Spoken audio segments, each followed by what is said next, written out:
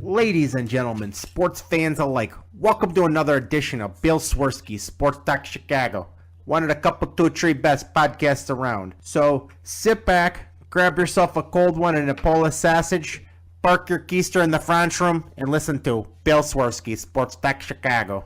In Chicago, you know that all sports rock. The Bears, Hawks, Bulls, Cubs and Sox. Pick your favorite, you can choose. As long as the Packers lose. For everything you need to know, it's Bill Swerski Sports Talk Chicago. Bill Swerski Sports Talk Chicago. Hey everybody, welcome to another edition of Bill Swerski Sports Talk Chicago. This is your hosts, Alex and Sean. On this episode, in case you haven't noticed, baseball season has started. Also, we have the Blackhawks just signing fans off the street. But first, I'd like to thank our sponsor, the Rockford Ice Hogs. If you're not familiar with the Rockford Ice Hogs, they're the AHL minor league affiliate of the Chicago Blackhawks. What does that mean for you? You get to see the stars of tomorrow today at family-friendly, affordable prices. The season is winding down, so don't miss out. Head on over to icehogs.com, get yourself a hat, shirt, jersey, tickets, and more. Tell them Swerski Sports sent you. Alex, how you doing, my friend? I'm doing very well overall. How are you? If the Cubs could get a guy a score off third, I'd be better. But other than that, I'm good. Yeah, just a real quick message. Everyone, take a deep breath. In, out. We have 158 games left, but no doubt that opening series was frustrating as all hell. I am so glad we are not again this season playing in that joke of a stadium at Marlins Park.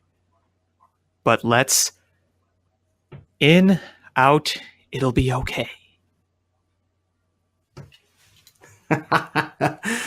Well, let's just jump into baseball. Let's do it.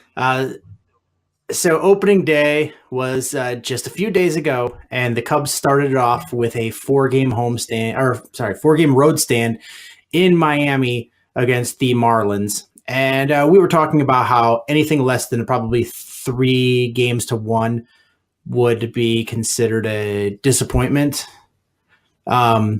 Suffice to say, I think we're disappointed. Yeah, no doubt. No doubt. And, I say calm down in the long run, but don't get me wrong. If you're simply just kind of disappointed and a little bit frustrated from that opening series, I'm right there with you. I expected better, but it's not going to make or break anything. There are things I'm pretty disappointed in, certain aspects of their game, but yeah, was really hoping to get 3 out of 4 from that series. Yeah, I mean you have to expect that. The Marlins basically have no major league talent on that roster. They're essentially a AAA team, and the Cubs just came out looking flat. The pitching wasn't good. The hitting hasn't been very good, other than a handful of guys. Yeah, here's the thing that disappointed me the most about that opening series, far and away, was the starting pitching. I expected so much better against a AAA lineup that did nothing but patiently wait at the plate, draw walks like crazy, foul off a bunch of pitches. I mean, these Cubs starters couldn't finish off anybody. Every at-bat was a full count. Starlin Castro walked how many damn times? It was mind-boggling. Meanwhile, the bullpen has been absolutely lights out, and they worked their butts off that series. I couldn't believe that the second game of the season went 17 innings against the Marlins. I really couldn't. So that was probably what's most disappointing to me, as well as, hashtag RISP. That's kind of one of those things where it's incredibly frustrating, but I feel like every year except for 2016, this Cubs team always kind of started slow in that department. So I'm not going to really worry about that yet. Overall, I'm not worried about anything, but I was very disappointed from the starting pitching. I will say that. Yeah, absolutely. The starting pitching has not looked good, but I think my my biggest concern, and I nearly lost my mind, is the game 2 of the season, the one that went to 700 innings. I fell asleep. I was putting my daughter to bed, and I fell asleep in her bed, and I woke up, and I was just like, I'm beat. I had a long day, long week, and I just went to bed. And I'm like, I recorded the game, and I was like, I'll watch it the next day. And I woke up, and before I had to run some errands, I was like, I'm going to check the box score online. And I knew it had gone extra innings. I look, and whatever Bleacher Report's app links to, I think it's MLB's scoreboard. I would assume so. I look. I saw that the Cubs lost, and I was like, all right, who pitched? And it said that Morrow pitched 7 innings. And I was like, all right, I can live with the loss. And I was like, but you're going to have Morrow pitch 7 innings? And I was like, that's just going to screw things up for going forward. And I started losing my mind and having a mini meltdown in my car. And then later on I checked, and it said that Eddie Butler pitched 7 innings. Yeah. And I was like, oh, okay, they updated that mistake. Yeah, that was not accurate. Morrow was the one who gave up the walk-off hit, but he had been up and down in the bullpen all night. What Eddie Butler did was fantastic. He pitched better than pretty much any starter did. It was really, really quite amazing. I sat through that whole thing. I was incredibly frustrated because they had several opportunities where they should have taken the lead but didn't. But yeah, you luckily read that wrong. Yeah, I mean, I was like, all right, I can live with this loss, but I'm like, to burn through your closer game 2 opening weekend against the Marlins, I was like, that is the dumbest thing I've ever heard. I'm like, that is Gabe Kapler dumb. I don't know if you saw the game today with the Phillies. Yeah, where the umpire was trolling them. Yeah, I heard about that on Twitter. Yeah. Yeah, because I was checking the box score because I wanted to see if Arrieta was pitching, but he's apparently making his debut next Sunday. Okay, yeah, I was wondering when he was going to start. Yeah, I was like, man, I hope that he was not pitching this blot today. Yeah, I probably would have heard about it if he was, but yeah, it's probably best to let him settle in first because he signed pretty much at the end of spring training. Yeah, so you're absolutely right. Is we can't all go running for the nearest bridge because the Cubs didn't stomp mud holes in the Marlins. It is opening weekend. We all need to take a deep breath. But you're right. It's really frustrating, and there's a lot of things that we're seeing that aren't good signs to start the year, especially considering the way last year started. Well, that's the one thing that I think set a lot of people off, because a lot what we saw in this last series, like, to a T, summed up the first half last year. To a T. 2-2, 500. That's pretty much what they were after the first half. A lot of stranded base runners. And most of all, having to burn the bullpen because the starters couldn't go long. Every little bit of the first half was pretty much put into that 4-game series. Yeah, and if we're 4 games into the season, and it's not like you had one starter that had a rough outing, you have 4 games under your belt, and no starter has a victory yet. And 3 of your 4 starters didn't look very good. Yeah, it's weird. To look at what the starters did, John Lester just wasn't sharp at all. He really wasn't. Darvish started off rough, then picked it up, and then the wheels just fell off. The command was mainly the issue with him, because if you look at the hits that he gave up, one was an infield single that went off his leg straight into the air and just landed. The next was a slow chopper past first and right past Baez, and then bloop single, bloop single. I'm not saying they don't count. I'm not trying to be Dave Wanstead here. I'm just trying to say that it was kind of unfortunate the way it happened. For me, the biggest thing with Darvish was the command. It was the walks that were really killing him. You can't walk these garbage Marlin hitters. I mean, come on. So there was that. And then Quintana was going great. And then, again, the wheels fell off right after the Cubs squandered their 10 billionth base runner. And Kyle Hendricks was the only one who really put up a quality start, but even his stuff wasn't really that pinpoint good. Again, this is not me panicking. Look, the Cubs have struggled in that ballpark. Marlins Park, they've struggled historically in that just stupid chroma key. I hate that ballpark so much. I'm sorry. But they've struggled in it. And, that to me was the most disappointing thing, was the starting pitching. Yeah, I mean, if you look at the after one game pitching each, your top four starters ERAs are over 10, under 2, over 8, and 9. Yeah. Look at here's something to put in perspective though. let me put something in perspective here just to calm myself down. John Lester had a really bad outing his first time as a Cub in that ballpark and really didn't get off to that good of a start as a Cub. So that's why I'm not really worrying there when it comes to someone like you, Darvish. John Lester, I still want to believe in him, but there are signs that just show me that he's not what he used to be. But I think that could change. What worried me the most was the drop in velocity and the lack of movement. That's what worried me more than the walks, because some of those pitches, John Lester, that were called balls, they were pretty borderline. So the command wasn't as much with him. It was more the quality stuff.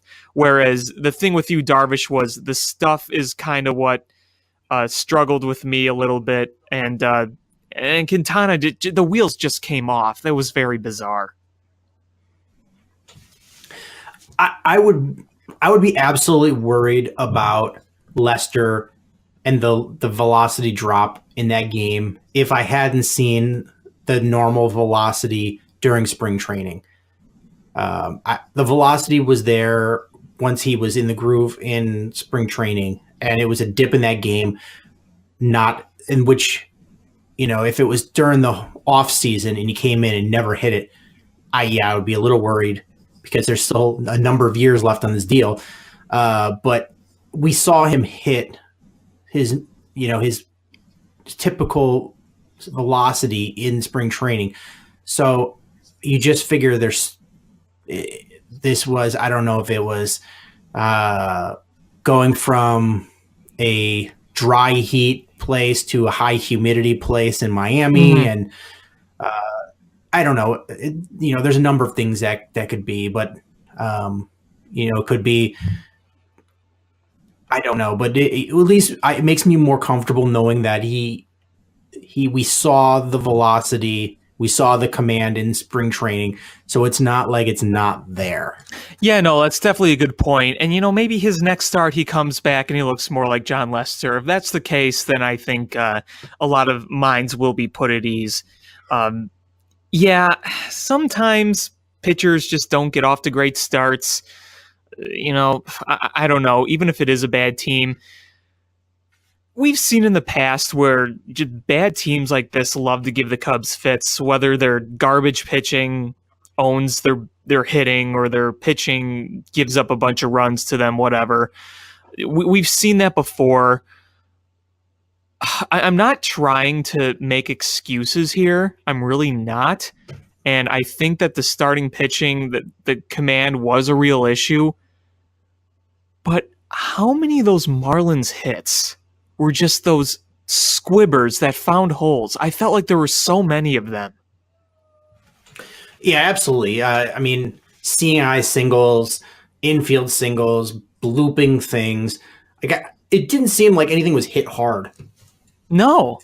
And a lot of what the Cubs hit hard were for outs.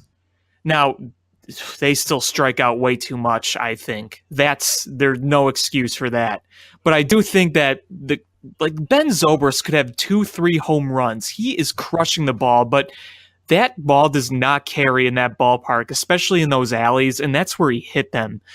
I'm not saying that automatically cost the Cubs 2 wins because they made a lot of sloppy mistakes that, BABIP isn't going to fix or make better, but there were some instances in this series where the Cubs just got some bad breaks, and that's part of baseball, and that's another reason not to worry, because when you see BABIP stuff like that happen, it always evens out. Yeah, it's sort of like evening out where you have terrible plays in left field, but then you crush a monster home run. Yeah. Ooh, boy. Yeah. Oh, boy. That was ugly. It's funny because we've heard so much about slim down Kyle Schwarber, and more athletic, working in the outfield.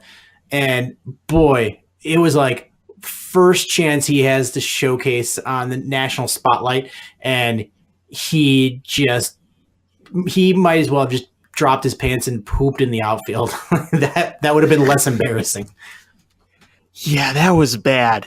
I love what he's showing at the plate so far. Don't get me wrong, but yeah, that was not good. Tell me, are there any batters right now that are concerning to you? Because for me, right now, despite the numerous strikeouts, which I think like 20 strikeouts in that 17-inning game against the Marlins, it's not acceptable. That's flat not acceptable. But to me, I'm still not worried overall about the lineup whatsoever. Is there any concerns that you possibly have right now? I mean, seeing better swings from Hayward. Hopefully that continues. Rizzo's going to get there. I don't ever worry about him. Brian's swinging always the ball. starts off slow. Starts off slow. Brian's swinging the bat great. I mean, we saw what Hap can do. I guess Baez, if you had to say somebody is concerning to me right now, it's Javi. Yeah. And I'm not concerned yet. Yeah, I feel like this is how it always goes. The first few at-bats of the season are just brutal. I think he'll settle in and do what he usually does. Actually, I'm a little more concerned about Hap because since that home run on the first pitch of the season, has he gotten a hit? He's struck out a lot. I don't think so. I think his batting average is 0.77. Yeah, I think that home run is his only hit, and he cannot hit the changeup to save his life right now. Off speed, he flails at it every time. So I'm not writing him off by any means, but I am a little concerned about that because he had a monster spring training, but spring training, regular season is kind of a different animal. Again, I'm not saying I'm overly worried or hitting the panic button on him, but I'm still a little concerned that maybe he's not the right leadoff guy, or maybe he just needs a little bit more time to tune himself. Are we going to see a similar path that we saw with Kyle Schwarber, where that second year was just miserable? Maybe. We saw when Kyle Schwarber came back from AAA, it was a bit better. I don't know if that's going to happen again, but maybe. I don't know if this continues, but let's give him a chance first. Let's get him many more weeks, many more games. If he starts hitting a bit better, then, no worries there. You know what I think could happen if he keeps doing this well? You might consider Ben Zobrist at the leadoff because it's a very small sample size, but boy, does he look good at the plate. The problem with that, my one concern is I'm fine with it as a platoon. You have a platoon leadoff. It's not my ideal situation, but I just Ben Zobrist looks good because he's healthy. Is the minute he gets a sore back or hurt wrist, you're going to see him struggle again.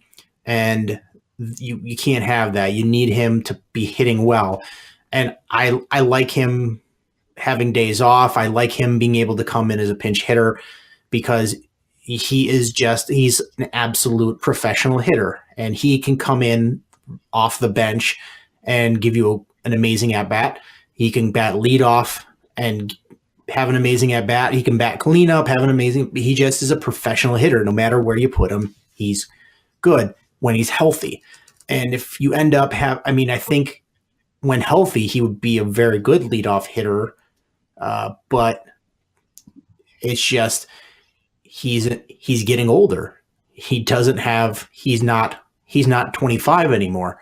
And you're going to end up getting him nagging injuries or worse. And then you're going to be a little bit stuck because then you're going to have to say, well, then, we pulled Hap from our leadoff hitter for a reason.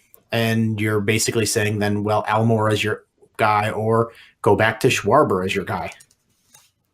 Yeah, definitely. I'm not saying that he'd become an everyday leadoff man. I'm just saying when he does play, that might be something, excuse me, you consider. Because when you have Baez and you have Hap and you have a bunch of younger guys, we said in the beginning of the season that he's not going to be an everyday player. And even though he keeps hitting, and even if he does make a leadoff role for a number of games, it's still not going to be every single day. It's just not.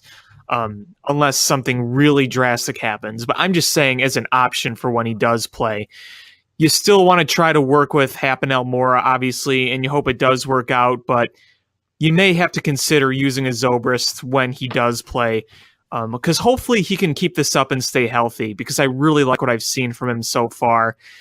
It's not a very black and white answer, this leadoff thing. I don't think it's the biggest thing to worry about. Obviously, driving in some of those runs that absolutely should have been driven in are one of the more annoying things. But again, it's so early. When Rizzo hits his stride, when hopefully Ian Happ can hit his stride again, you'll see things happen. And keep in mind that they have scored 18 runs in the first 4 games. You would have liked a little more the other night, at least, when they lost 2-1. But, the big thing was great scoring chances with guys in scoring position with less than 2 outs, and they just had some real bad at-bats at some of those points. And I feel like Wilson Contreras so far has kind of been a bit more of a Javi-like free swinger. Would you agree with that? Yes. And I feel like part of that comes with that confidence, cockiness, swagger that he carries that makes him so good. But I feel like sometimes it makes him overly confident at the plate. Does that make sense? Yeah, for sure. I feel like when Javi steps in there, sometimes he just gets just so full of himself. Like, I'm going to swing out of my shoes and hit a 500-foot home run. And really, he just, whiffs badly. And I think you're seeing that with Contreras too. And I think it's a balance that you've got to have this swagger. You got to have this confidence to be the best. But you have to balance it with making sure you play within your game and don't play outside of it, or don't play too much of it. You're better than the pitcher, because this is the major leagues. Is any pitcher can make you look stupid on any day. Yeah, for sure. And I think that'll come as a learning experience to him. I mean, he's still relatively young, and he's had like 1 full major league season. So I think that he'll probably find that balance. It's just when you're young and you haven't played that much, it's a game of constant adjustments. And I feel like he will adjust to that. It's just kind of an observation that right now he's just really been swinging for everything. But yeah, again, it's early, and he'll probably settle in. I feel like he will. Baez will always be a free swinger, though he's a bit more disciplined than what he was, which really isn't saying that much, but he's still a bit more disciplined. So far this season, it's been pretty ugly, but he had the leadoff double that set up the game-winning run yesterday, and then today he had an absolute rope that was caught by Cameron effing Maben, and then a really stupid bunt play. I have no idea whose idea that was, but you can't always blame that on him. It was too hard of a bunt, but that play never should have happened. With Schwarber at third and the pitcher coming up, that was just flat stupid. But you can't blame that on him. It could have been something called in the dugout. So they just got to settle in. It's very early. And people ask about Chili Davis a lot, and I thought he was supposed to help with their patience. You can't change the DNA of a team in one spring training. You just can't. A few coaching sessions is not going to suddenly make you the most patient team in the world. The Cubs are going to get on base. The Cubs are going to smack the ball. They're going to draw walks. They're going to slug. They're going to strike out an ass ton, but right now it seems like they're a bit too overhyped. Like, they're striking out a lot for them because they've struck out a lot. So give them, hopefully they'll settle in this week as time moves on. They might have just been a little overamped with everything.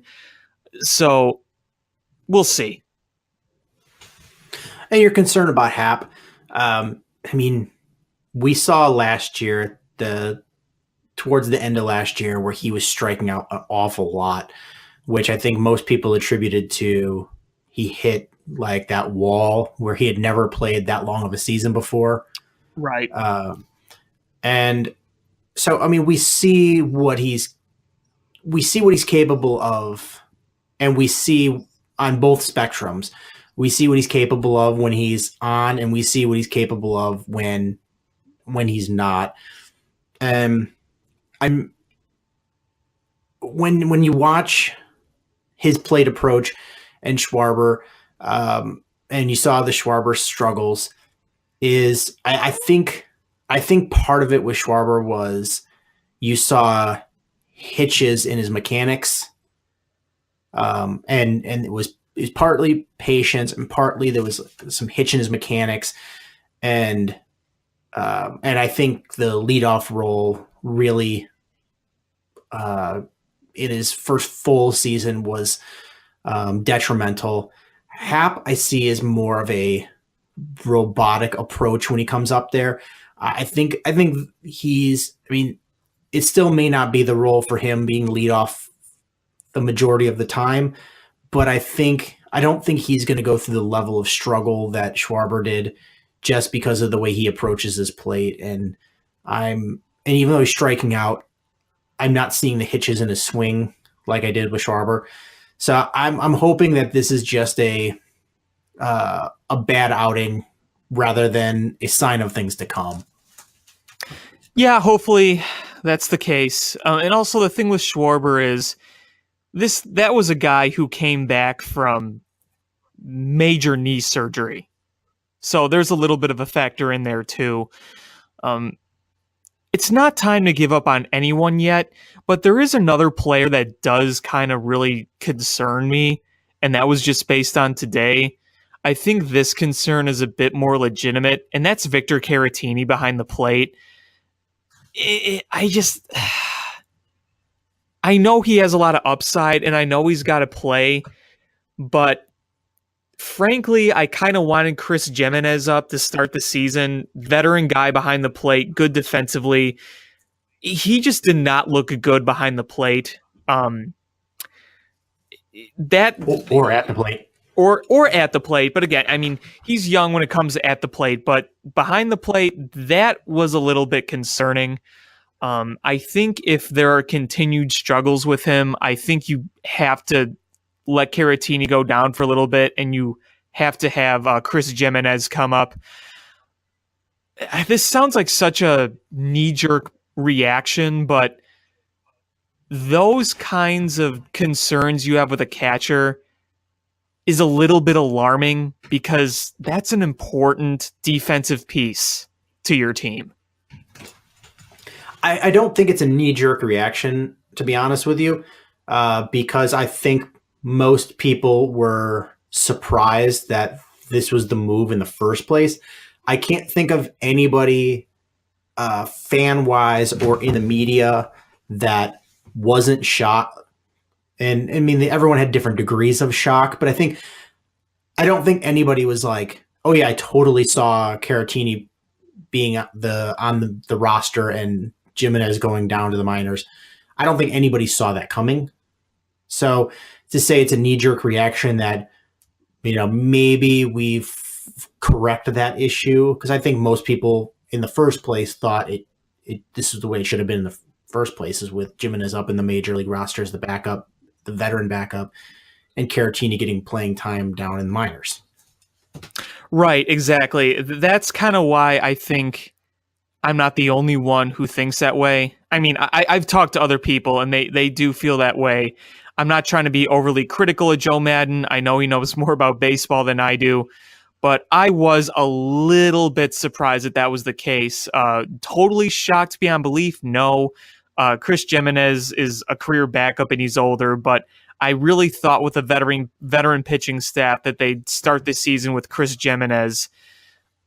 I really, really do like Victor Caratini's potential, but boy, there are just some things behind the plate that don't look right at all. The hitting, I think it's too early to judge, but there are things that just defensively don't look right to me. I mean, I'm a huge believer in having a veteran backup catcher. So am I. David Ross, was great for for the Cubs.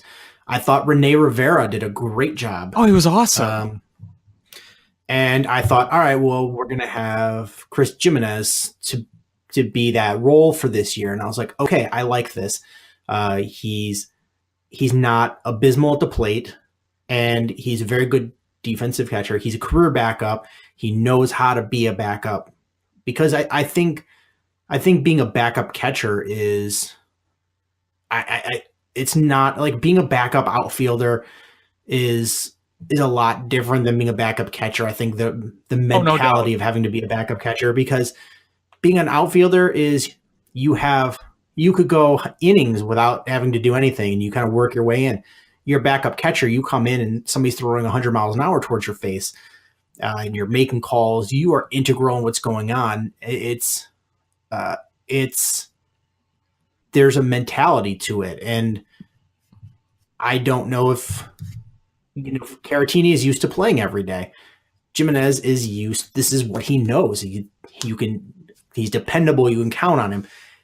So I thought that was the right decision. And I don't know if you heard the interview with Joe Madden where he was talking about it, but he never said it was his decision. He said the decision makers were split on that call. So between the coaches, Joe, Jed, and Theo, they were not all on the same page of who was going to be the backup catcher. Interesting. That I honestly did not know. I just thought Joe Madden wanted him on the roster, but yeah, I guess I was wrong about that one. It may have been Joe that ultimately got the call, but there was definitely not a consensus on that decision. So I don't know who was saying that Caratini should be up or who's saying Caratini should be down, but if it wasn't a harmonious decision, from the decision makers, then maybe we're going to see a change in. I mean, I don't see a change happening after the first weekend, but if this continues over a week or two, then you got to start weighing options, especially knowing that Jimenez in not too long can ask for his release, and you better be sure of your decision at that point. Yeah, that's the whole thing. I mean, he would probably want to play on a major league roster just like Peter Bourjos, even though Peter Bourjos really never had a place with the Cubs. Chris Jimenez probably does at some point, but yeah, no, I mean, that's kind of what I was thinking too, because if he's gone, then you don't have any really veteran backup. So yeah, definitely. It's something to keep in mind. I don't really think that it's going to be a decision made, within a few days, like you said. But if he gets a few more starts and you keep seeing these problems, then you probably do consider that. If things get better, then things get better. I think And I think also something you pointed to before is some of the plate appearances for Wilson Contreras. If he's hitting the ball really well, then it's a problem that minimizes itself just because of what he's able to do at the plate. But if you're seeing struggles with Wilson Contreras at the plate, then I think that's where the backup catcher becomes more important. You give Contreras a day or two off, let the backup come in, and if Caratini is looking terrible, then Houston, we have a problem. Yeah, that's where it does get a little tricky because let's say Caratini starts hitting, but he's still awful behind the plate. And if Wilson goes in a slump, it's like, well, Caratini's hitting better, but behind the plate isn't good. We could call up Jimenez for better defense, but Jimenez isn't a hitter. He never was. So hopefully it doesn't really come to that. Hopefully Wilson Contreras can hit consistently enough where that scenario doesn't really come up. I mean, the most ideal scenario would be Wilson Contreras is hitting and playing well. Victor Caratini is hitting and playing well overall. That's the most ideal scenario. But I right now, it really does legit worry me the way he is playing defense and the way he's just kind of carrying himself. And that's not a knock on him. It's just he's very young and he doesn't have a lot of experience. And this is a veteran pitching staff. And they're used to pitching to certain guys. And he might not be used to that kind of style. So there are definitely just a bunch of concerns lying in there. Something that can't be solidified yet because we're only 4 games in. But those usually aren't good signs. Starting pitching struggles, that they're talented, that can change. Hitting is very odd. It could be up and down. Sometimes you start down, sometimes you start up, sometimes you start in the middle. That could come around. But that kind of defensive play from a young guy that you really need good defense from behind the plate, early rough signs are usually more cause of immediate alarm. Yeah, absolutely. And I'm not one. In NFL, you've got to make knee-jerk reactions because one game is the difference between making the playoffs and not making the playoffs because it's such a abbreviated season. As baseball is such an ebb and flow, long marathon season, is you can't make knee-jerk reactions. You've got to let things play out a little bit, even if things look like they need a knee-jerk reaction. Is most of the time they do not. You just you've got to ride with it a little bit. The first month of the season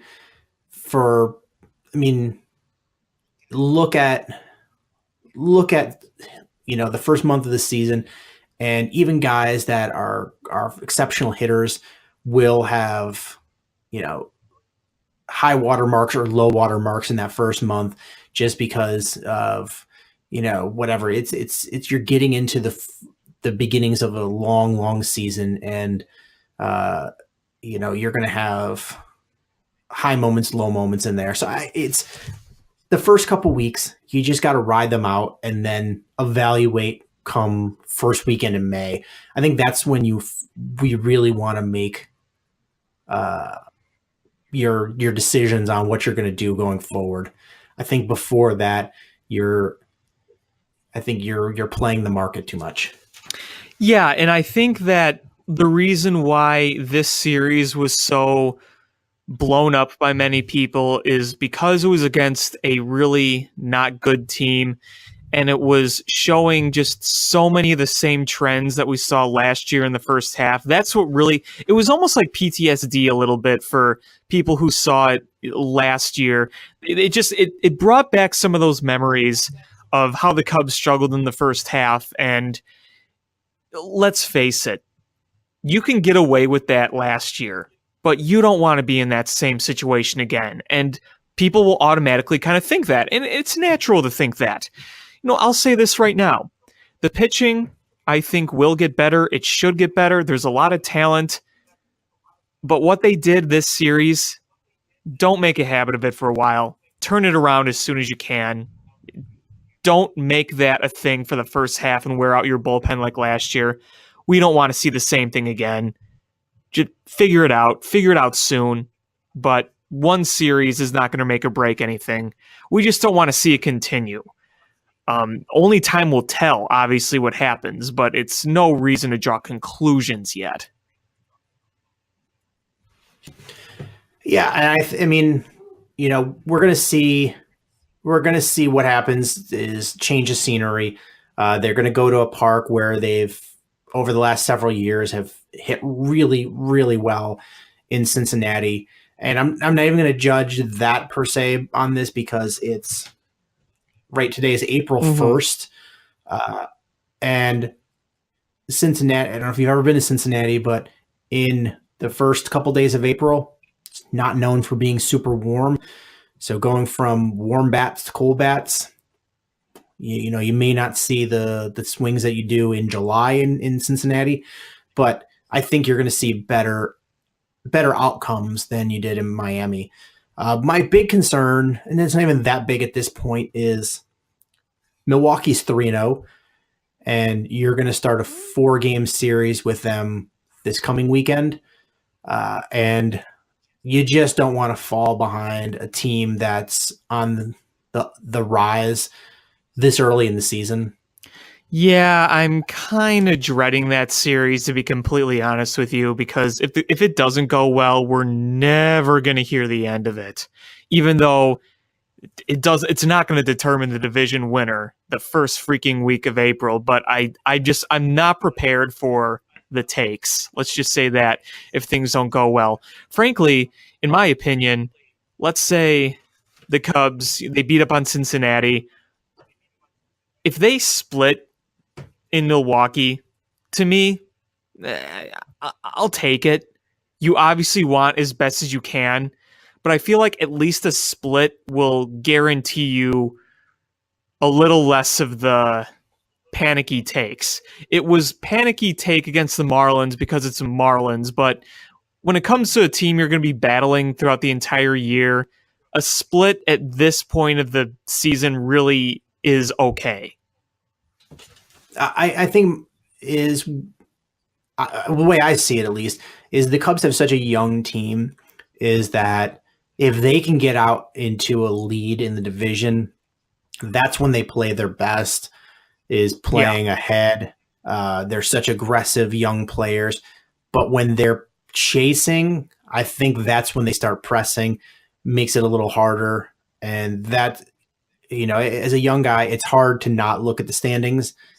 And that's my concern. If they can get out and catch up to Milwaukee after a little over a week, then I think you're going to see the best of them. If Milwaukee's got a several game lead after the first 3 series and then have to go to play Pittsburgh, I think you're going to see some of the repeat of last year. I don't know to the same level, but where you're going to see some mediocrity of the Cubs until later in the season. And I don't want to see that. I don't want to see it either. Like I said, I don't think they can afford to have that same thing happen to them twice. Obviously, a full month or even a few weeks doesn't determine the outcome of a full season, but you don't want to do that same thing again. You just really don't want to do that. And I'm also curious, who do the Brewers play next? I'm not trying to downgrade the Brewers. Oh boy, talk about a conflicting one. Here's the thing, St. Louis, the first 2 games, they looked really bad. They won today, but that honestly, I think is a series that you want to see St. Louis win right now.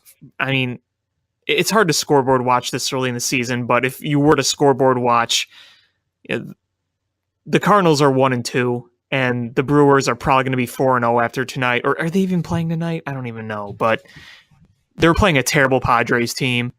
So, we'll see. No, Brewers don't play till tomorrow. Okay, all right. So they're 3-0 now, and we'll see. If St. Louis beats them a few times, they'll even things up a little bit. It's kind of weird that we're talking about this in the first week of April, but like you said, we just don't want to create any, angst early on. Just relax, go out there. You have 158 games left. Try not to stress yourselves out, whether you're the Cubs or the fans, even though it feels more stressful than it is. Let's just forget this Miami series. That is not a place that the Cubs have played well in. I'm just trying to forget it. It's the first series of the season. Let's switch over to the White Sox for a little bit. I recorded the White Sox opening game, and my friend Gary, who was on the show a couple weeks ago, was actually in Kansas City for opening game. He and his family happened to be there, and he said to get 4 tickets for his family for opening day were almost as much as his season ticket package for the White Sox. But he said they got, it was really cold and they left before all the fireworks. Oh no. Yeah. So Matt Davidson is crushing baseballs. That's an understatement. Do you know what his OPS is right now? It's got to be over 1,000, right? 2.524. Oh, that's funny. Yeah, what an opening day for him. 3 home runs, 3 no-doubters. Really a great opening day overall for the White Sox offense. I think they hit, 6 total home runs? For the first time since 1988, when a team hits 6 home runs on opening day. That was the 1988 Mets. So they made a little bit of history there.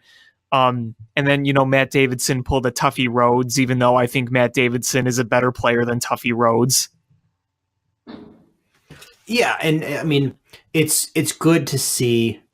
It's good to see him come out and really start clobbering the baseball. I think that was important for the White Sox. Even though I don't think Kansas City is very good, I think this was a nice opening series for the White Sox because I think it gives their young players some sort of level of comfort and for sure. confidence that they can win. You saw Moncada hit a home run today. Giolito made his debut and looked okay. Not great, but he looked okay. And I think that was important because, he's going to be an important building block for this franchise going forward. Yeah, absolutely. I think that it gave them a little bit of confidence in every aspect of their game. Even when their pitchers didn't have the greatest stuff, they worked out of some jams, and they were able to put up some pretty respectable performances because James Shields is absolute trash in the first inning, and then he really settled in, and then the offense came back alive. So obviously the offense is probably feeling really good right now. Starting pitching, it's settling in. I know it's only 2 games, but you got to like what you've seen from them, even facing some tough situations. And then you didn't really see much of the bullpen, but it seemed like everything went pretty well at the bullpen in their second game. So that's got to feel pretty good for you. So it's a very good opening series for the White Sox. I think it'll show that they're not going to. I really think they'll be a force to be reckoned with this year. Even if they don't make the postseason, they'll be in every game. They'll be putting up a lot of runs, I feel like. They're going to beat up on some division rivals for the first time in a while. They have the confidence. I think that Ricky Renteria is doing a great job there. And it's going to be a major stepping stone in their rebuild. Are they going to hit some bumps in the road? Of course. They're a young team. But you got to love the confidence that they're playing with right now. I mean, I'm with you that they're going to be a force to be reckoned with to a point. I don't think they're going to compete for a playoff spot, but I think they're not going to be a bottom feeder either. Oh no. We're going to see some rough we're going to see some rough stretches from them with so many young players, but we're going to see some really awesome things that are going to make fans excited. I think these first 2 games have been perfect examples of that. But I mean, you think Boston, New York, Cleveland, Houston, those are I think we all consider those fairly safe assumptions of making the playoffs. Yeah. That would leave the White Sox competing with the rest of the field for that last spot, that play-in game. And, Minnesota's looking good. The Angels are looking much better. Toronto's respectable. So, it's going to be uphill battle to get there, but I think you're going to see some exciting things, and I like where they're going so far, and Ricky's boys come to play hard. Yeah, for sure. They're going to be competing every day. They're going to have that same kind of Bulls mentality that they have. They want to go out there, compete. They don't care where they are in this rebuild. They're going to go out and try to win every game. And the White Sox have an attitude that you haven't seen in a while, because under Robin Ventura, it was just a walking graveyard, and you knew that clubhouse wasn't in great shape.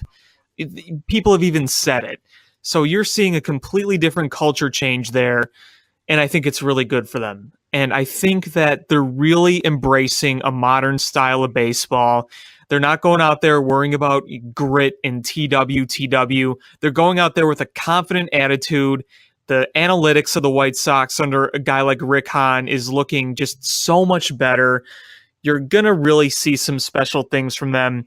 They're finally embracing what baseball is in this day and age, and it's a good thing, because I feel like for the last few years, when they were mired in mediocrity, they were still just trying to base their teams off things that just old-fashioned thinking and just not the right type of analytics, where you're seeing the same thing with Rick Hahn. You're not the same thing. You're seeing the same thing with Rick Hahn in a modern age of analytics. It's a really good thing.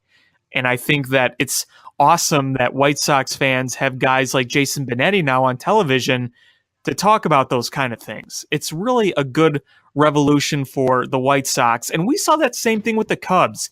They were all cuddly, friendly. Oh, we're the Cubs, we're the cute, cuddly Cubs. That wasn't doing it anymore.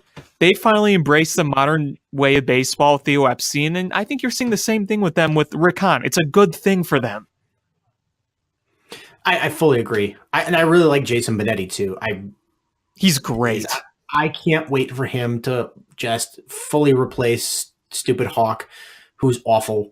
And you know what? I hope somebody, tweets or lets us know that they love Hawk, so I can tell them they're wrong.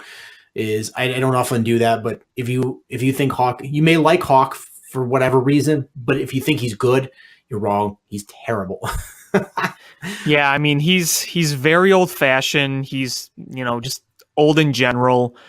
Very just, you saw it last year in the Cubs Sox series where he's talking about, rough and tough boys. Are you going to go at it in the parking lot, or we're going to throw, that's not the way that players mentally play anymore. Maybe in his day they did. You just don't see that anymore. I mean, you saw some of the things he valued when he was a GM way long time ago, and it didn't work out very well. The story of moving the fences back because his boys can hit it out and others couldn't is just one example, and firing guys like Tony La Russa, just one of many examples. I think that with the way the White Sox are changing, the new culture they're embracing, the new analytical aspect that they are embracing, it's so good for them. I'm happy for them that they are embracing this kind of change. Yeah, me too. I'm fully behind that now. I love what they're doing, and I think it's moving away from Hawk is going to be that next step as well. Yeah, like I said, I really like Jason Benetti. I think he's the perfect type of announcer to kind of replace that kind of thing. People will say, oh, he doesn't have enough personality. I think he's great. I think he's got enough personality to stay professional at the same time. Like, you can tell him and Steve Stone love each other, and they do like to talk about different things. And I think Steve Stone is so thankful for Jason Benetti right now. And also, Jason Benetti is just a really classy guy. He's not one to, hawk in certain teams and certain umpires expresses a few opinions while Benetti's just a very, very classy guy, and I appreciate that kind of thing from him. So I have one last question before we talk Hawks and wrap this up. Is a specific indecent exposure, public intoxication arrest that happened at the end of spring training got me thinking. Albert Bell, Yeah. former White Sox Albert Bell, Hall of Famer or not? Ooh, that's a good question. Let me pull up the numbers. Yeah, that arrest happened, what, last week? Yeah, I saw a picture of it, and he just got his pants down and just peeing in the parking lot. Eek. And I saw the picture of him. He looks like he ate Albert Bell. Yeah. Okay, let's see here. Not the longest of careers, No, that's the thing. but do you get the like that like if you have your great for a short period of time, like a Gale Sayers type bump where you didn't play that long, but while you were there, you were pretty darn great. See, You I get don't that think bump. that works well in baseball like it does in football because they're two very different sports. That's my opinion. The raw numbers would tell you yes, but man, he was done after 33. If he would have played maybe 5 more years and he kept up these numbers, hell yeah, I'd be in the Hall of Fame, no doubt. But I just don't think that career was long enough. I mean, there was a period where 1, 2, 3, 4 out of 5 years he had an OPS over 1,000. And he had a non-base percentage of 438. I mean, these are great numbers. This is a tough one. I mean, he had on base percentage of 438 while he hit 36 home runs. Yeah, I mean that's hard to do. He had 389 home runs in 12 years. That is something. God, if he would have just played a few more years, I don't think there's a single doubt. It's just the shorter career does get me a little bit, but I feel like I feel like he does deserve to really be considered and maybe get in eventually. Like if he played, let's say, 18 years and he would have kept up those numbers, not only would he have been a Hall of Famer, he would have been first ballot. It's funny because of just the complete asinine person he was that you just overlook it. But man, you look back and wow, what did he put up some spectacular numbers? Let me look at his fan graphs. I want to know what his F4 numbers were because I'm sure they were outstanding based on these numbers. Okay, here we go. Albert Bell. Okay, so in the middle of his career, here are his WAR numbers. 93, 4.9. 94, 5.3. 95, 7.2. Keep in mind, 94 with a 5.3 was a short season. And then another 5.2 in 96. With the White Sox, in 1998, he was a 7.1 WAR player in his second and final year with the White Sox. In total, 41 WAR. And this is F WAR, not B WAR, F WAR. And I think F WAR is a bit more reliable. So, man, I mean, what a damn good ball player. It's 10 like full seasons. So he averaged like a 4 WAR first season, first career. Oh man, that is so tough. The numbers are there, but I just wish he played a little longer. And why did he retire so early? Was it because he was having some issues, or what was the reason for that? I don't remember, but I'm sure it was issues. Did he have a suspension for for substances. I don't remember. I remember he tried to run a kid over with his car on Halloween one year. He's a complete nutcase. That's the other thing. He is a complete nutcase. But man, these are really good numbers. Per Wikipedia, he was the first player to break the $10 million per year mark. Yes, he was. I mean, I'm not surprised with those numbers in that area.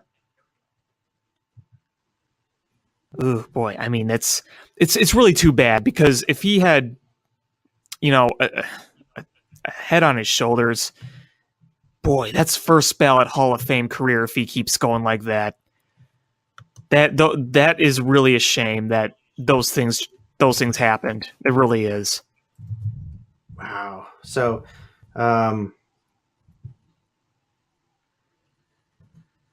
this was a quote from Buster Olney. It was a taken in baseball circles that Albert Bell was nuts. The Indians billed him $10,000 a year for the damage he caused in clubhouses on the road and at home, and tolerated his behavior only because he was an awesome slugger.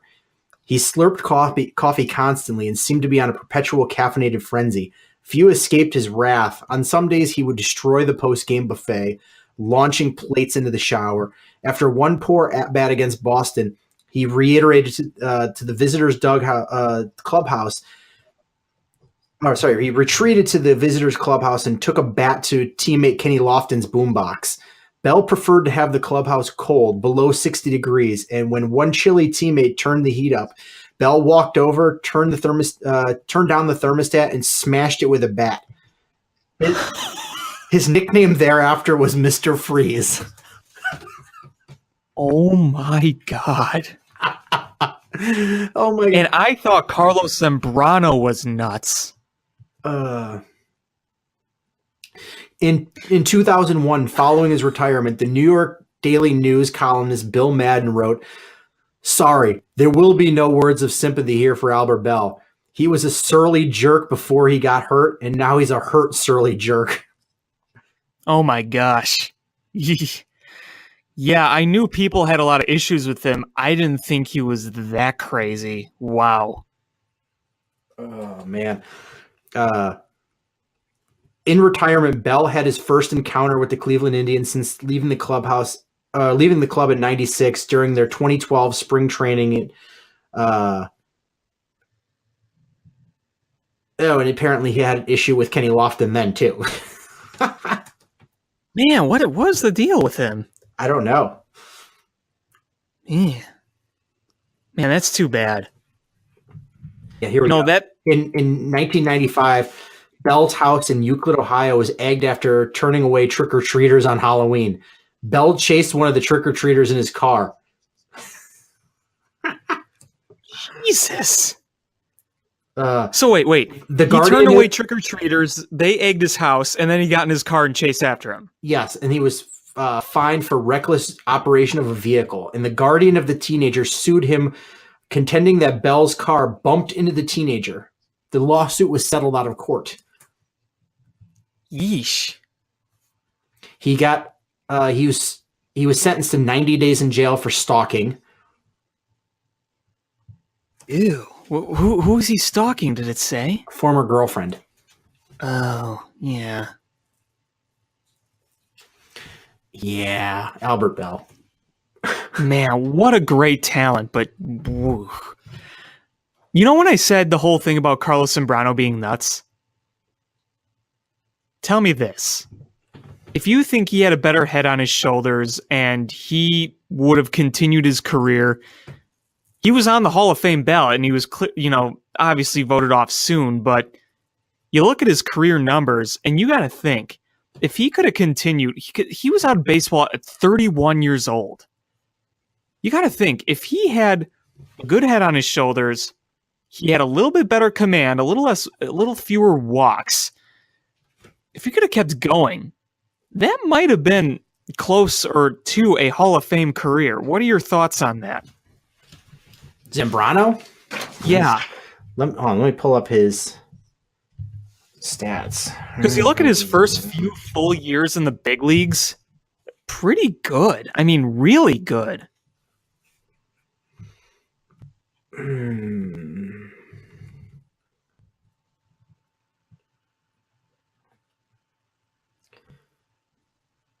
They were good. I don't know if you would consider those Hall of Fame. They were pretty good, and I don't know. I think he would have to up the ante a little bit. Yeah, I mean, and when I mean first few years, I'm talking from 2001 to about 2006-ish, because he was solid in '07 and '08, but his fielding independent pitching was a little higher, and that's when the walks started getting bad. But if you look at like 2004, 275 ERA, 357 FIP, the year before, 311 ERA, 347 FIP, 2005, 326 ERA, and then you look at, say, 2010, 333 ERA. He had some really good years. He really did. Oh, and even 2009, 377, 361 FIP. But the walks were kind of an issue. He had some not terrible years, but a little bit rougher in '07, '08, technically. And then things really just bottomed out. But if you could have gotten what he had the first like 5 years of his career, and, you know, maybe he was able to handle himself a little bit better. And I know he dealt with some injury issues, but I really think he was an incredibly talented guy that unfortunately could have been longer if some circumstances were better. I think for him to even whiff it, he would have had to have probably at least 215 in the win column. And I think that would way too much for him to get. He's a guy that's for a few years was really, really good, but ultimately he's going to be in the history of baseball. He's going to be one of those guys like, oh, do you remember Carlos Zambrano? Oh yeah, I totally forgot about him. He's going to be one of those guys. That's an interesting way to put it. I mean, I would kind of agree with that. I feel like he'll be a bit more memorable for certain reasons, but I know what you mean. Yeah, I'm not like, oh, like he's Vance Law, but if you're talking about like really good, it's like talking about the 90s best hitters, and then you'd be like, Mark Grace. And it's not like anybody forgot Mark Grace, but you just don't associate him, unless you're a Cubs fan, with, and then you look at the numbers and you're like, oh, wow, he really was a good hitter. He had more hits than anyone in that decade. Yeah, but you know what I'm saying. I think that's with Zambrano. Not like he's a lost. Yeah. It's he's going to get lost in a sea of so many good pitchers because his star only shined so bright for so long. Right. And he's going to get lost with a lot of really good pitchers, and so I especially think about when, Mark Pryor is probably more well known with baseball than Zambrano, and Zambrano has had a much better career than Mark Pryor as a whole. Oh, for sure. I mean, much longer, for sure, all things considered. But I think everyone just remembers Mark Pryor because, it seemed like he was going to be a superstar. Yeah, and I mean, heck, you could almost make that argument for Bell, not because of like he was good but not good enough, because he was really good, but I feel like he's going to get lost from those 90s days just because he was playing in an era where Sammy Sosa, Mark McGwire, Jose Canseco were putting up historical home run numbers in that big race. It's going to be a little overshadowed there.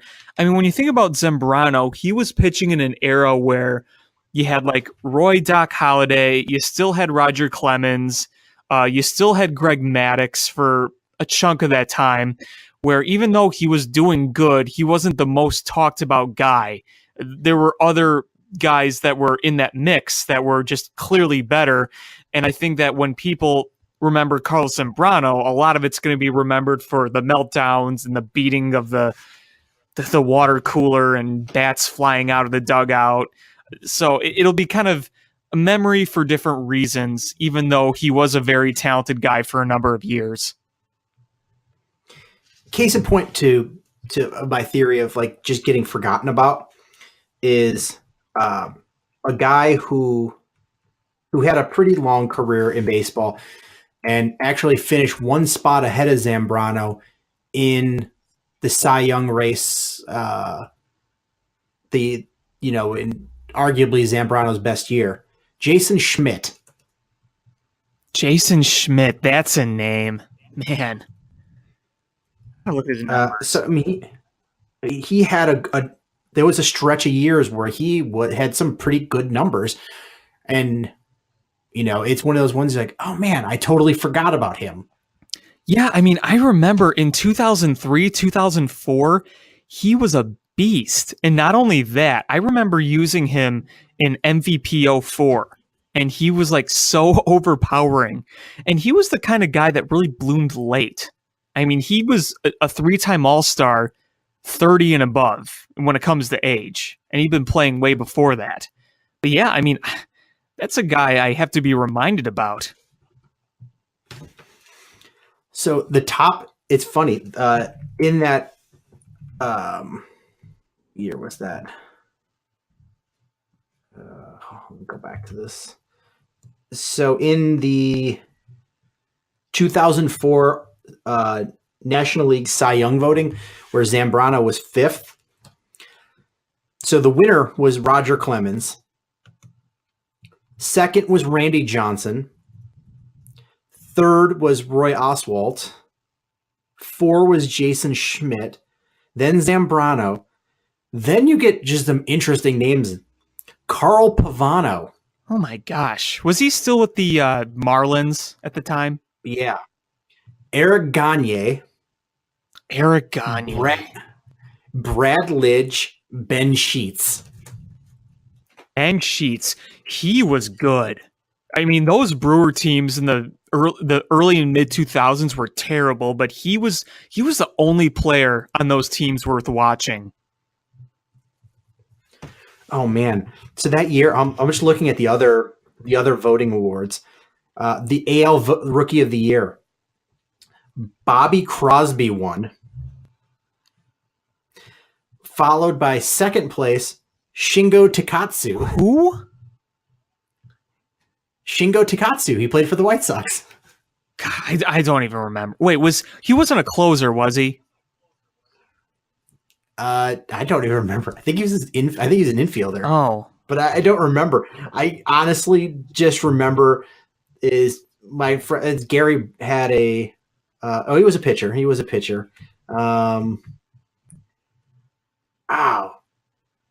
He did not play very long. Shingo Takatsu. It sounds kind of familiar, but he played 2 years in baseball. Wow. He was second? He was second in Rookie of the Year in 2004. Third was Daniel Cabrera. Then fourth was Zach Greinke. Okay. How do you spell that? Sixth was David DeJesus. Oh, former Cub great. How do you spell Shingo Takatsu? First name is Shingo. Okay. Last name Takatsu. Okay, here we go. Shingo Takatsu. Man, the NL Rookie of the Year voting was even better. Jason Bay, Khalil Green, Aknori Atsuka, Aaron Miles, Matt Holliday, Kazuo Matsui. Kazu Matsui. That guy used to murder Cubs pitching. It was so annoying. And Termel Sledge. Who? I'm going to click that one. Yeah, Shingo Takatsu. He was the closer in 2004. Now that's familiar. I remember him in MVP 04. He was traded in 2005, and then he never played again. Yeah, he had 19 saves. Termel Sledge's position is listed as pinch hitter. Well then. He played 4 years. He played for Montreal, Washington, and the Padres. A career OPS of 745 with a 247 batting average and 25 career home runs. Termel Sledge. I don't remember. Yeah, I can't say I do either. You know, when you mentioned Roger Clemens, I just looked up his numbers. Holy hell. if this guy wasn't on roids, he would have been in the Hall of Fame unanimously. My God. These numbers are off the charts, unreal. Have you ever just looked at his numbers? Oh, they're stupid good. I mean, this doesn't even seem possible. He pitched his whole career outside 3 years in the American League. And these are the numbers he put up. He pitched in the steroid era.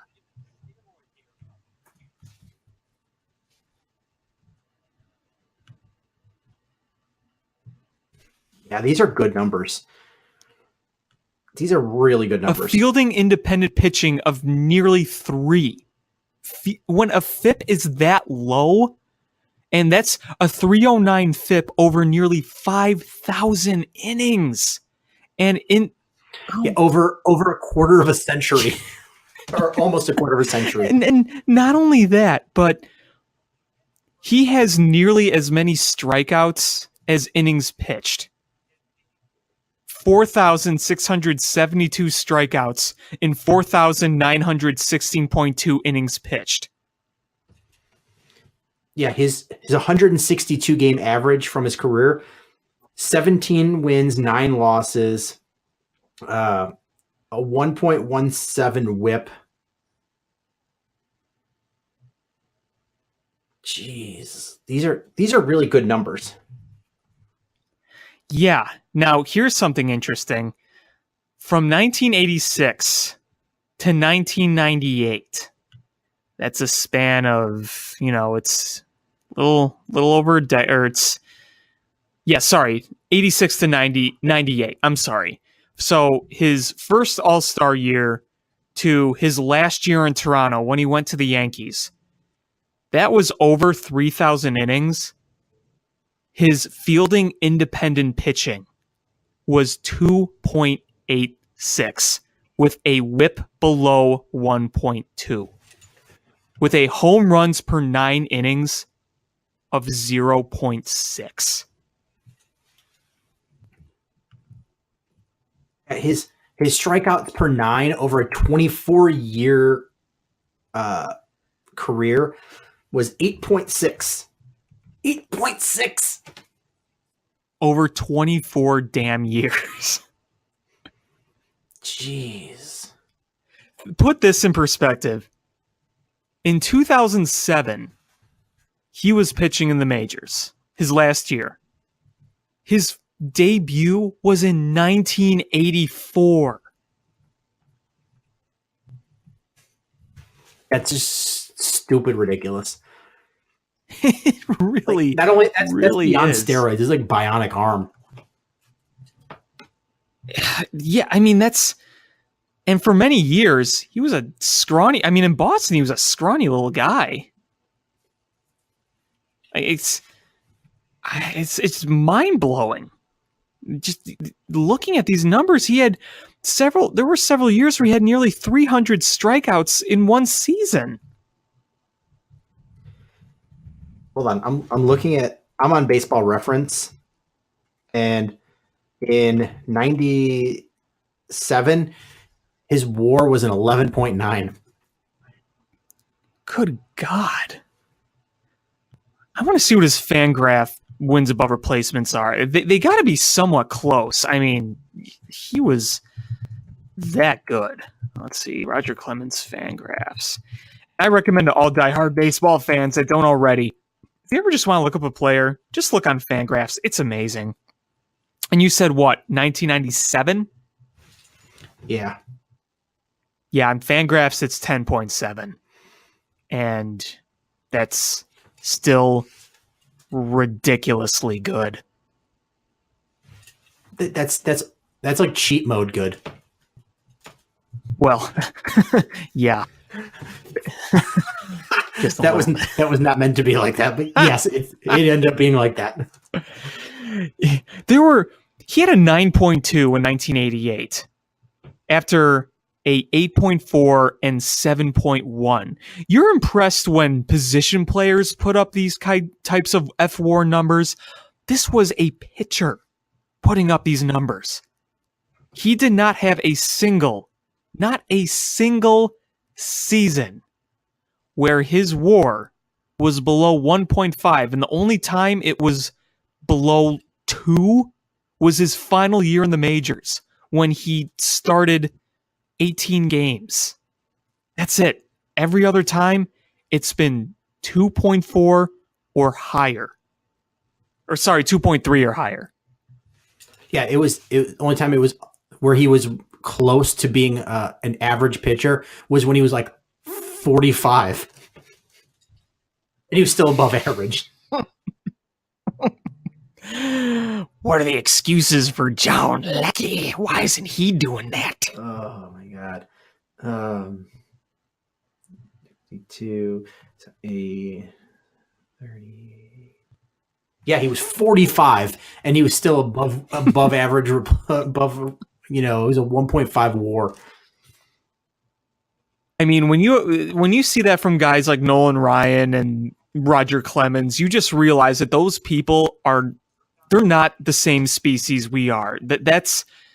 Those are numbers beyond ridiculousness. I mean, right now that would be like a $40 million a year pitcher.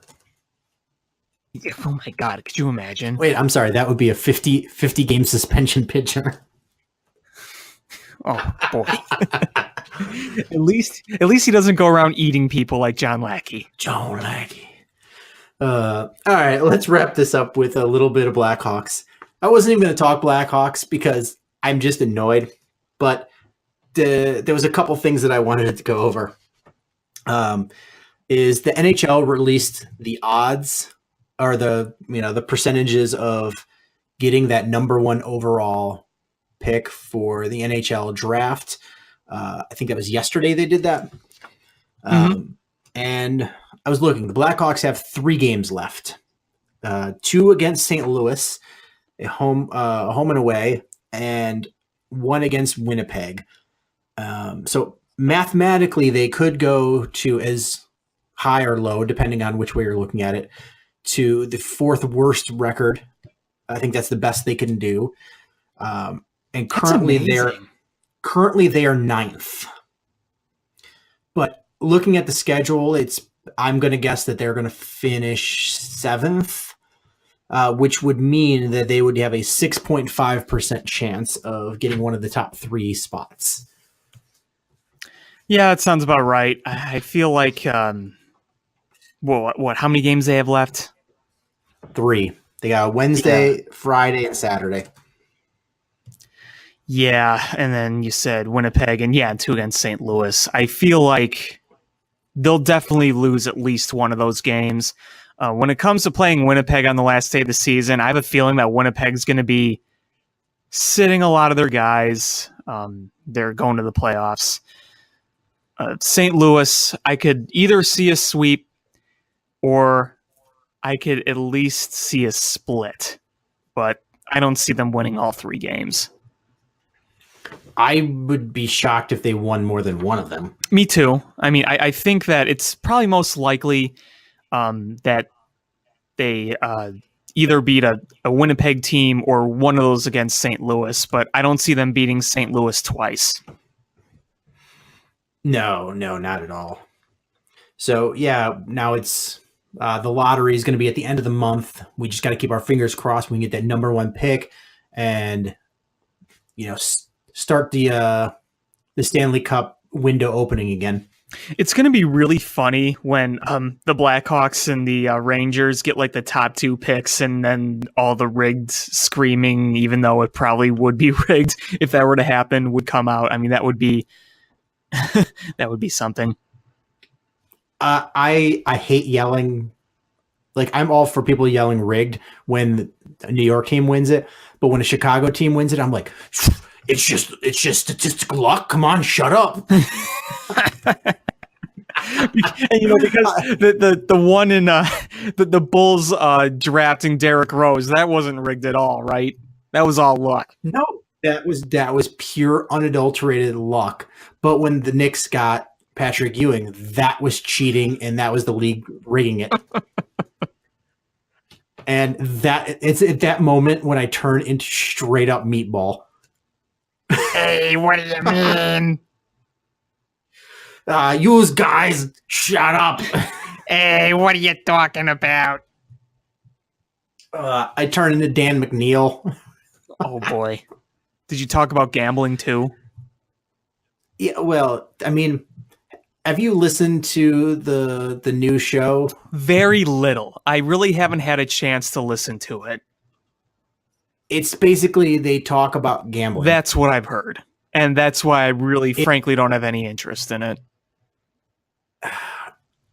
I mean, I sort of like Danny Parkins, but he needs somebody that's going to offset him, and Dan McNeil just turns up his annoyingness. Like it's like he amplifies it. Yeah, So I agree. I don't like the new shows on the Score. I don't mind McKnight I still like as much, but I know what you mean. Yeah. The thing is with I liked what's his face that was with in the afternoon show. Jason Goff. Yeah, I liked him with Bernstein because Bernstein he kind of knocked Bernstein's high horse down sometimes. If nothing else, by just making Dan's like super serious point into a joke. But I feel like McKnight just is another Bernstein, and it like they'll just get into minutia way too much, and I can't deal. Yeah, I've only listened to a little bit of theirs as well, so I can't really have as much judging over it. My guy, though, that they just let go, I was a big fan of Matt Spiegel. I loved him. I think that was a shame what happened to him. He's one of my favorite Score personalities, along with Lawrence Holmes and Barry Rosner and Joe Ostrowski. I love those guys. And if you want some loopiness late at night, you can listen to Old Les, but I haven't done that in a while. But yeah, I mean, I'm not as crazy about the changes either. My favorite of all time will always be Uncle Terry, but obviously he had to retire due to illness, unfortunately. So, but yeah, I'm not a huge fan of the changes either, but maybe I'll get used to like Bernstein and McKnight a little more. I don't feel like Danny Mac is going to work for the long haul. I really don't. No, I think he's just a time bomb. I like Jason Goff. I don't think he's very knowledgeable about sports overall, and he was just throwing a lot of yas, but I liked his radio personality. I like Lawrence Holmes. I don't always agree with him either, but I like when he throws in non-sport stuff and mixes it in. And I felt like if nothing else, they should have just given those two guys a show together. And I think it would have been a good one. Yeah, I really like Lawrence Holmes. I like his personality. I think that his kind of high energy when it comes to talking about sports and talking with callers, I think that that's a really good thing that Lawrence Holmes has. Joe Ostrowski just kind of has the dry humor that I really like, and Barry Rosner is just a treat. He's awesome. He has that great sarcasm that's just really, really funny. I just think he's hilarious. Here's the thing about Bernstein. There are times when he drives me up a wall, and sometimes just the arrogant, smug judgmentalness of him drives me crazy. But when it comes to his sports opinions, for the most part, I kind of agree with him on a lot of things. I must admit. I agree with you, except when he thinks that it's cut and dry. What is a catch in the NFL? Like, I really want to jump through my radio and choke him. Because he just, like, he thinks everybody's dumb when they don't know what a catch is. I was like, the league doesn't know what a catch is. The league doesn't know. Yeah, absolutely. Absolutely. I like Bernstein's opinions more on, like, basketball and baseball more than football, frankly. I don't know if you feel the same way or not. I like his opinions on social matters sometimes. When he took Michigan State to task for all the stuff that's going on in the sports program there, and with covering up player incidents and their doctor that molested women, like that. I was just like, go Bernstein, because he will just find data and analytically just smash you to pieces, even if he cherry picks what the information he pulls, but he will just smash you with data. Yeah, I think for me it depends on which social issue it is, but when it comes to like the scandals of like Penn State or like Michigan State, I think it's really good that he speaks out on that stuff, because a lot of innocent people were hurt and there was a lot of slimy things going on. So yeah, some other social issues I don't agree as much. I won't get into too much detail there, but yeah, like stuff like that you just said, I definitely agree there. One thing I think, one thing that I really liked that he said, talking about baseball, I like that he's really big into like the analytics, because I think those are kind of important to embrace. And I think that if there's someone to drive you away from meatball baseball culture, he'd be one of those guys, as well as like a Joe Ostrowski as well. But really, Dan Bernstein, I think, is a really good anti-meatball when it comes to those kind of things. Oh, I absolutely agree. Absolutely. I think he was the first like everyday radio host talking about spin rate. Yeah. I think you're right. I can't think of anybody else that, was a regular host. I mean, there was people that were guests or did spot appearances or whatever, but I think he was the first regular one I can remember hearing talk about spin rate. Yeah, I mean, he's talked about that and a lot of other different analytics, and I really enjoy that from him. I think I love listening. Whether he's talking about the Cubs, the Sox, or any other baseball player, I love listening to him. And I think that it's cool when you could have a guy that could talk about just any team like that, like not just his team, but like a bunch of other teams. I think that's really cool. I have no idea how we got here from Blackhawks, but yeah, wow, we missed like the most important news from the Blackhawks. Yeah, well, I was gonna say Seabrook got his 1,000th game. Woohoo! Go Seabs. That would be. I would be so much more impressed if like he was like, I'm retiring. Like, oh, thank you. But we're gonna have to watch him be terrible for another 1,000 games. It's unfortunate because he did so much good for this franchise, but it's pretty clear to me that his best days are behind him, which you can't blame him for. You played so much hockey, you're going to wear down eventually. Duncan Keith is probably going to hit the futility mark for least number of goals for most number of shots in NHL history. Yeah. That stinks. He has taken 369 shots, with 183 of them being shots on goal.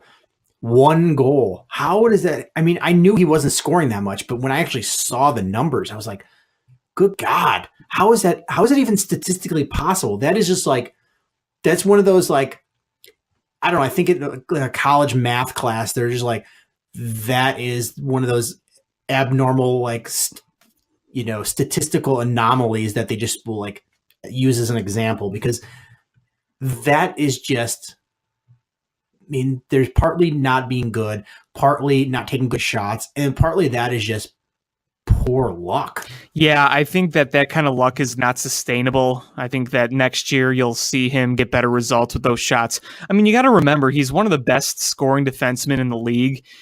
Several years. He's had 3 years where he's gotten 10 or more goals in a season. His career high was in 2010. He scored 14 goals that season. He had 69 points as a defenseman. I mean, that's pretty good. He had 12 goals in 2008, 10 goals in 2015, 9 goals in 16, 6 goals last year. But yeah, I mean, 1 goal this year on all those shots, that's just not sustainable. He's at 0.5%. And the record is 0.7%, set in 1959 by Alexei Zitnik of Buffalo. I gotta look up this guy. Alexei Zitnik. Zhitnik. Oh, Alexei Zitnik. So yeah, that's the futility mark. So that's something, right? So basically our best defenseman is going to set the futility mark, and our goalie is a 36-year-old accountant. What a story that was. He comes in never expecting to see NHL ice. Guy was working in an accountant's office just hours before, played in a beer league at Johnny's Ice House, and then he has a 1,000 save percentage in the National Hockey League. What's even more amazing is that the NHL instituted a rule based on when the Blackhawks had that Eric Swerski, emergency, like that every home team has to have an emergency goalie that could play for either team if necessary. So that's a new rule because of the Blackhawks situation. And then the Blackhawks have to dress. And I think my favorite part was at the end of the game when it was over, Adam Burridge was like, "How much did you get paid?" Yeah, didn't he get like really no compensation for that? I was kind of confused. He got that $0. just to me that shouldn't be legal. You should be compensated for that. Well, apparently, it is not the Blackhawks' decision. It is part of the collective bargaining agreement with the NHL Players Union and NHL. So that is the binding agreement. You can't pay the emergency goalie. It is a tryout position. So there's no pay involved. Basically, they gave him the jersey that he wore, and you just basically get to sit in the press box and watch the game for free, and they feed you. Hey, you know what? They should at least give him like lifetime pass to the United Center. I mean, they should give him something, but yeah, I mean, I guess they can't pay him based on the league rules. But and is that just because that the collective bargaining agreement just didn't have a clause for it, or did they have a clause and they just say that they can't be paid? It's considered a tryout position, and those guys don't get paid. Okay, so it's under that. Okay, so it's under that category. I see. Yeah, and but I mean, for the most part, is that there's a guy. I mean, 79 games so far. Somebody's got to sit for 79 games and watch for free, and finally gets to go out and play a game. I mean, I know there's some teams that have had one guy who goes to every game as the emergency, every home game, but the Blackhawks rotate between guys. So he said he's been in the press conference booth a couple times, and he said like most of the time he just sits there, watches the game, eats, and goes home, and there he goes. But his response to Adam Burridge was great. And he's like, how much did you get paid? And he goes, I got paid in beer league glory. He said all the right things in his interviews, and I'm glad he was given the #1 star. But the best is the NHL tweeted about his jersey sales. Somebody went out and bought a Scott Foster jersey after the game. Oh, that's wonderful. That really is. You know, it's funny. If you look on YouTube and you look up Scott Foster and you look at the National Hockey League's official YouTube page, the video highlights of him already have over 2 million views. But you know who went out and bought a Scott Foster Blackhawks jersey? Who? His mom and drunk people with credit cards. Those are the two groups of people you can lump in. I mean, I saw Swerski jerseys at the last game I was at earlier this season. I can't imagine how many more people are going to buy Scott Foster jerseys because Scott Foster actually played in the game. I actually have a pretty funny story. My cousin who I saw today, he's a season ticket holder for the Hawks. He left about a few minutes before the game ended. So basically when Foster came in, and when he's coming in, you're like, you don't say, oh, that's an emergency goal. You're like, oh, Scott Foster, he's probably some minor league call-up. And then they realized afterwards that he was this emergency goalie. And when they were walking out, they were real concerned when they heard all these cheers, but like there were no goals being scored. But just think of the the situation that allowed this to happen is Forsberg got hurt in warmups so badly that he's going to miss the rest of the season. Granted, it's not that much longer of a season, but I guess concussion syndrome. I don't know if he took a puck to the head or what. Yeah, I don't know. And then Delia was playing okay, and then it was the weirdest cramp. They said cramps, but it looked like, I don't know if you watch it, it looked like he took a shot to the twigs and berries. I've never heard it been called that before. So that's what it looked like, because I've had cramps before and I've never had to be carried off. But I mean, he looked like he couldn't even skate. Like, it was crazy. But he like dragged off. I was like, this guy looks dead. I would love to have been like a fly on the wall when they went to Scott Foster and like, kid, you're in. And he just started looking around over his shoulder, like, who are they talking to? So apparently what I heard is that Quenneville goes over and tells him to put his mask on and his jersey on, because he was in full pads, but, he could have gone to either team, whether it was the Jets or the Blackhawks. And then he said he just kind of blacked out. Now, it's funny. There was at one point, Dustin Bufflin, who's making $8 million a year, had a shot on goal versus a guy who is an accountant, and he made the save. Pretty good save, too. It was kind of rising, and he was able to get his glove up and knock it away. So that's where we are in the league, is our 36-year-old accountant goalie, and then, he goes back to being an accountant, and then we have to get Berube back. And our best defenseman is Futility Mark, and our other best/worst defenseman just got his 1,000th game, and his brother looks exactly like him, which is eerie. Yeah, it does. He looks just like him. It's crazy. He looks like him if he wasn't an athlete, like he was just a guy that drank beer. Yeah, that's the perfect way of putting it. It's like a with his Rob Lowe commercials, he's like, this is, what was those ones like? Was it for cable, or like this is the Uverse version of me, and this is the Xfinity version of me, or whatever, with Rob Lowe. And it was always it was like, that was the Brent Seabrook version, where he was like, this is athlete Brent Seabrook, and this is Brent Seabrook if he never got a shot to play hockey. He's Hi. Like, look at me.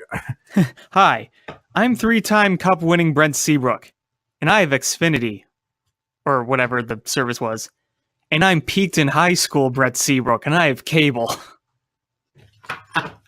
That's basically it. I peaked in high school. That was one of those commercials. It was peaked in high school, Rob Lowe.